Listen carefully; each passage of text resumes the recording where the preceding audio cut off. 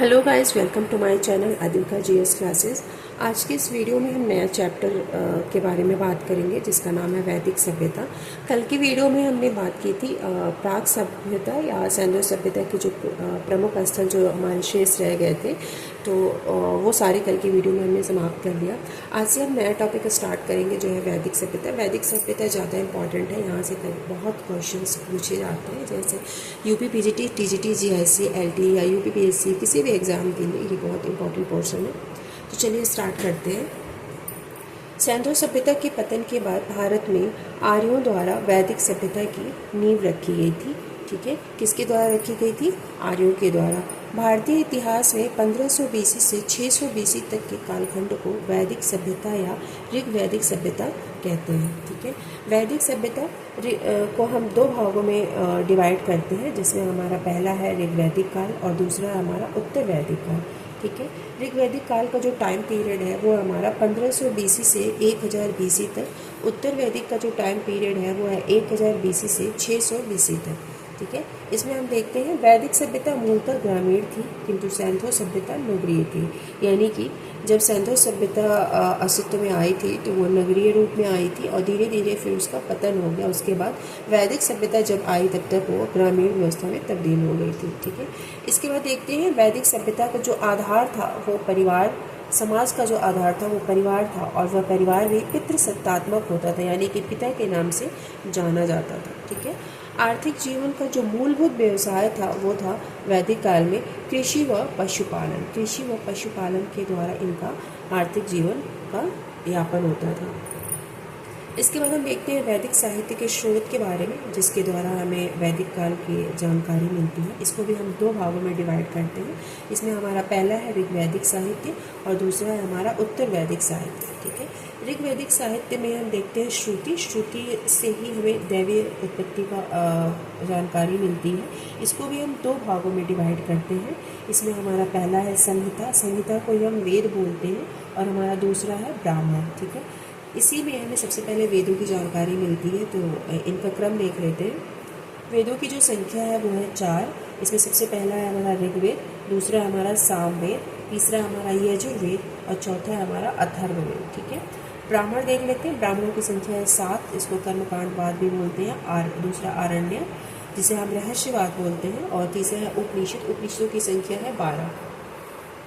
अब हम देखते हैं उत्तर वैदिक साहित्य के बारे में। उत्तर वैदिक साहित्य की जानकारी का जो स्रोत है वो है स्मृति। स्मृति का मतलब होता है स्मरित होना, यानी कि इसको भी हम दो भागों में डिवाइड करते हैं, जिसमें हमारा पहला है वेदांत, दूसरा है हमारा उपवेद। ठीक है, वेदांत की जो संख्या है वो है 6 और उपवेद की जो संख्या है वो है 4। ये वेदांत इम्पॉर्टेंट है, ये कई बार पूछा हुआ है और कई बार ये पूछ भी लेता है। इसका सीक्वेंस पूछ लेगा, या प्रथम या द्वितीय या अंतिम चरण में कौन सा आता है, तो इसको अच्छे से देख लेना। वेदांत को हम देख लेते हैं सबसे पहले क्रम से। इसमें पहला है शिक्षा, दूसरा है कल्प, तीसरा है व्याकरण, चौथा है निरुक्त, पांचवा है छंद, छठवां है ज्योतिष। ठीक है, उपवेद हम देख लेते हैं। वेद हमारे 4 हैं। इसमें सबसे पहले हम देखते हैं आयुर। आयुर का मतलब है औषधि। शिल्प, शिल्प का मतलब है मूर्ति शिल्प। इसके बाद है गंधर्व, गंधर्व का मतलब संगीत। उसके बाद है धनु, धनु का मतलब है योद्धा। ठीक है, इसके बाद हम देखते हैं हमारा वेद। वेदों को हम सीक्वेंस से देख लेते हैं। ठीक है, जिसमें हमारा सबसे पहले हम देखेंगे ऋग्वेद में वैदिक देवताओं की स्तुति होती है। ऋग्वेद में क्या होती है? वैदिक देवताओं की स्तुति होती है। और ऋग्वेद सर्वाधिक प्राचीन वेद है। यह सूक्तों का संग्रह है, यानी कि यहाँ पे मंत्रों का बहुत ज़्यादा संग्रह किया हुआ है ऋग्वेद में। ठीक है, इसकी रचना सप्त सैंधव प्रदेश में हुई थी। ऋग्वेद की रचना जब हुई थी वो सप्त सैंधव प्रदेश में हुई थी, और इसके जो संकलनकर्ता थे वो महर्षि कृष्णद्वैपायन थे। इनका उपनाम वेद व्यास है। ठीक है, महर्षि कृष्णद्वैपायन है और इनका उपनाम वेद व्यास है। ऋग्वेद में कुल 10 मंडल हैं, 1028 सूक्त हैं और 10,462 मंत्र या श्लोक हैं। ठीक है, इसके 3 पार्ट हैं। ऋग्वेद में 3 पार्ट है। इसमें ये इंपॉर्टेंट है, इसके कितने मंडल हैं, तो 10 मंडल है। कितने सूक्त हैं, तो 1028 सूक्त हैं और इसके 3 पार्ट हैं। ठीक है, ऋग्वेद की जो पांडुलिपि है वो है शारदा लिपि में हमें प्राप्त होती है। ऋग्वेद की पांडुलिपि शारदा लिपि में हमें प्राप्त हुई है। सर्वप्रथम सायण भाष्य सहित ऋग्वेद मैक्समूलर ने इसका संपादन किया था। सर्वप्रथम सायण भाष्य के सहित ऋग्वेद का मैक्समूलर ने संपादन किया था। ऋग्वेद जो है पद्य में लिखी गई है। ऋग्वेद की ऋचाओं का पाठ होता द्वारा किया जाता था। होता नामक पुरोहित करता था। ऋग्वेद की ऋचाओं का जो पाठ करता था वो ऋग्वेद में जो पुरोहित था वो होता नामक पुरोहित करता था। ठीक है। वेदों की जो भाषा थी, संस्कृति थी एवं लिपि जो थी वो ब्राह्मी लिपि थी। भाषा क्या थी? संस्कृति, और लिपि क्या थी?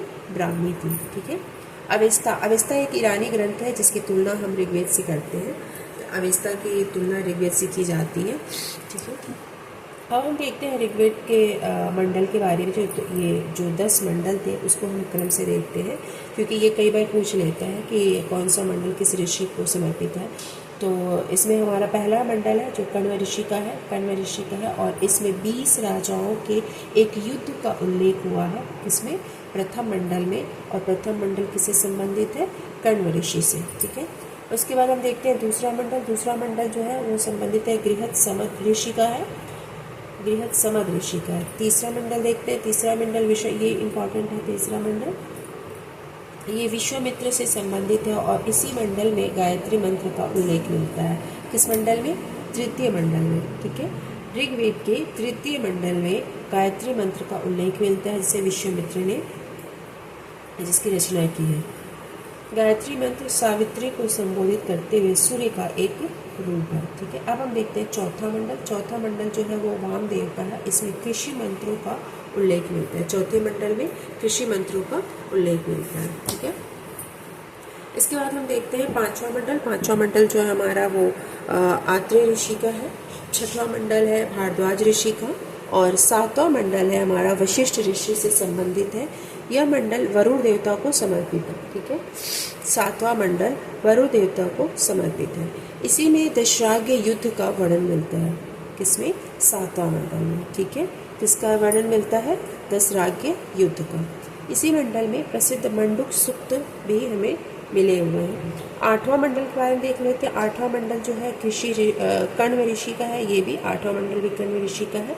नौवां मंडल अंगिरस का है, और 10वां मंडल, इस मंडल के ऋषियों को महासुक्ता कहा जाता था, क्योंकि इसमें पुरुष सूक्त, नासदीय सूक्त, नदी सूक्त, दूतकर का विषाद सूक्त, हिरण्य सूक्त, सूर्य सूक्त आदि के बारे में वर्णन मिलता है। ये इंपॉर्टेंट है सूक्त के बारे में। इसको हम नेक्स्ट वीडियो में डीपली देखेंगे सूक्त के बारे में। चलिए कुछ नोट देख लेते हैं। सर्वप्रथम सूर्य सूक्त, जिसे विवाह सूक्त भी कहते हैं, में विवाह संस्कार से जुड़े अनुष्ठानों का उल्लेख मिलता है। ठीक है। इसमें सूर्य का सोम से विवाह का वर्णन है। इसमें सूर्य का सोम से विवाह का वर्णन है। अब हम देख लेते हैं सूक्त के बारे में। ये इंपॉर्टेंट है सूक्त।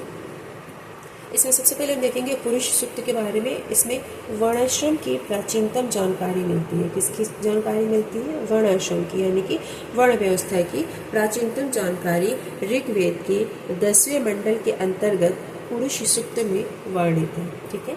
इसी में शूद्र वर्ण का पहली बार उल्लेख किया गया है। किसमें किया गया है? पुरुष सूक्त में। और पुरुष सूक्त किसमें आता है? 10वें मंडल में। ठीक है। इसी में शूद्र वर्ण का पहली बार उल्लेख किया गया है। इसमें वर्णित है कि आदि पुरुष के मुख से ब्राह्मण का, भुजा से क्षत्रिय का, जंघा से वैश्य का और पैर से शूद्र वर्ण की उत्पत्ति हुई। ठीक है। इसके बाद हम देखते हैं नासदीय सूक्त के बारे में। सबसे पहली बार निर्गुण ब्राह्मण यानी कि एकेश्वरवाद की चर्चा हमें नासदीय सूक्त से ही प्राप्त होती है। ठीक है। इसके बाद हम देखते हैं ऋग्वेद के ब्राह्मण के बारे में। ऋग्वेद के जो ब्राह्मण हैं उनके बारे में देख लेते हैं। इसमें सबसे पहले हम देखेंगे ऐतरेय ब्राह्मण और कौशितकी ब्राह्मण। इसके जैसे 2 ही ब्राह्मण हैं, ऐतरेय और कौशितकी। इसका आप ट्रिक बना सकते हो एक। ठीक है। इसका ट्रिक बना सकते हो एक का मतलब ए से हो गया ऐतरेय ब्राह्मण और क से हो गया कौशितकी ब्राह्मण। इसके ऋग्वेद के ब्राह्मण और उपनिषद यही थे। ठीक है। आरण्यक भी यही थे। अध्येता कौन था? होत्री, वही जो पुरोहित पाठ करता था। ठीक है। इसका जो उपवेद है ऋग्वेद का उसे हम आयुर्वेद कहते हैं। ऋग्वेद में यमुना का उल्लेख 3 बार मिलता है। ऋग्वेद में यमुना का उल्लेख 3 बार मिला है। ऋग्वेद में गंगा का उल्लेख 1 बार मिला है।